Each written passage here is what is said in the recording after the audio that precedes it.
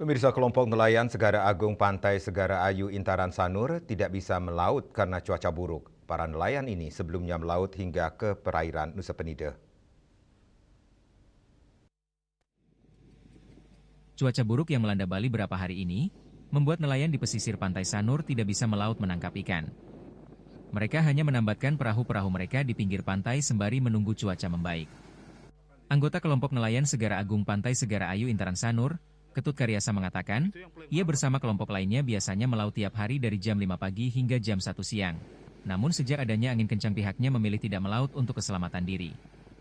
Biasanya nelayan Segara Agung melaut hingga ke perairan Nusa Penida untuk mencari ikan karang di kedalaman 150 hingga 250 meter.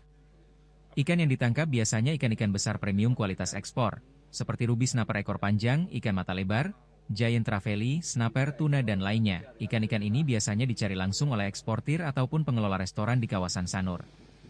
Kondisi cuaca buruk ini menurut Ketut Karyasa memang lazim terjadi di bulan-bulan tertentu, dan hal itu adalah fenomena alam dan ia selaku nelayan harus bisa menyesuaikan diri.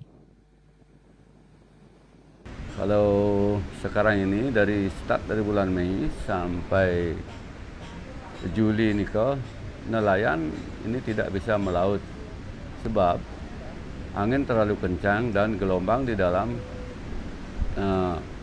pecah-pecah.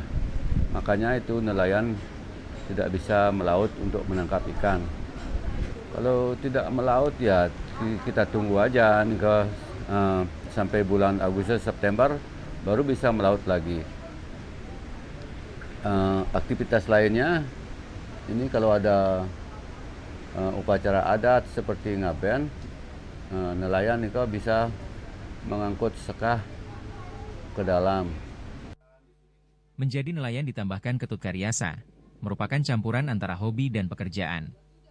Meski terkadang merugi karena biaya BBM operasional perahu tinggi dan tidak mendapatkan ikan, namun hal itu tidak terlalu masalah, karena hal itu sebuah kesenangan pribadi baginya.